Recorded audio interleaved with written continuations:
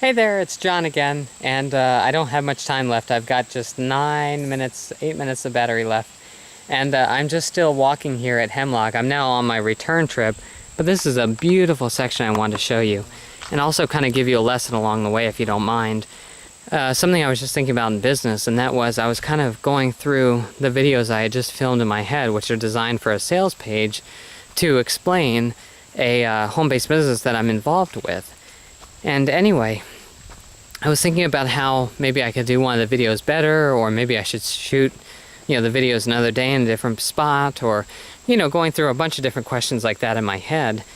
And all the time, I'm thinking, I'm kind of being reminded of a lesson that I've learned from a couple of, let me turn the camera a little bit here. I've learned from a couple of very successful people in business, one of which, let me stop here so you can, so I'm not so distracting as I'm walking. One of which was a real estate investor I worked with. Her name was, or her name is still, and I still work with her, Carissa Cawley. Her website is reiconferences.com. She's a fantastic trainer and somebody I really, kind of respect and look up to in the real estate investing business. And let me switch hands because one is tired.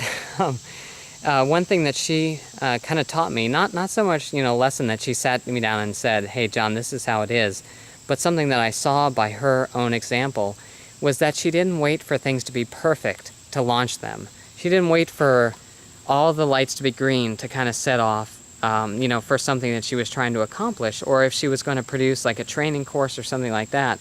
She did it with excellence, but she did not wait for everything to be perfect. And I myself kind of have a spirit of perfectionism, you could say. Like, I really want to do things perfectly, but oftentimes that's a big trap because you never get anything done. And I fall into that trap time and time again. Excuse me while I itch my nose and shoo the fly that's flying around me. It's something that, it's a trap I'm falling into, is trying to get everything right, or not even starting something until, it's like all the lights are green. It's like if you're in a city, the kind of the example is you're in a city and, you're going to drive from one side of the town to the other. Well, it's impossible to ever get to the other side of town if you're always waiting for all the lights to be green all along the way.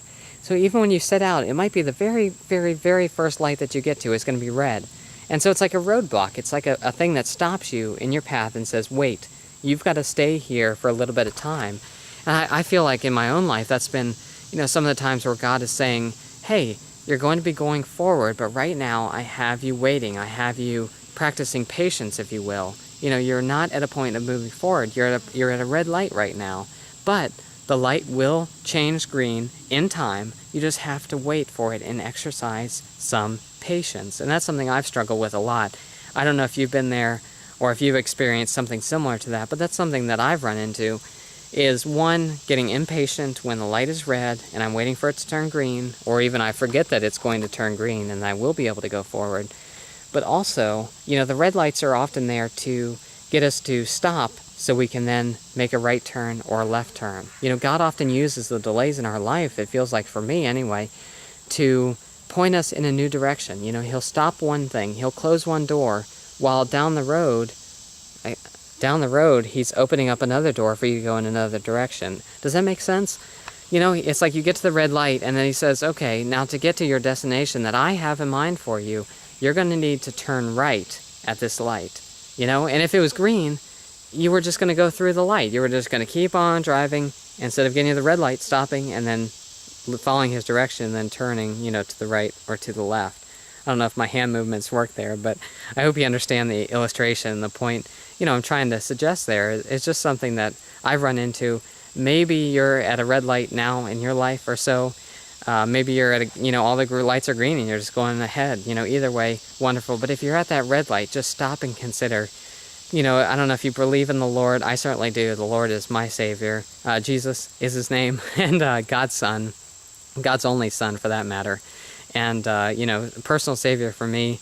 And I know when I get to those stopping points, I try and remember, or oftentimes I'm forcefully reminded of just stopping and waiting, for the light to either turn green and God to say, okay, John, now go forward, or he's saying, okay, John, now you need to turn to the right or to the left, Because the red lights stop you. It's the patience at that point, and then listening for, God's voice for saying, here is what I want you to do next. So anyway, just I hope a bit of encouragement for you. If you're stopped at a red light, just wait for it to turn green, because it will. The sun always rises. Or if you're at a junction, a crossroads maybe, then just pray about it. Ask God what to do.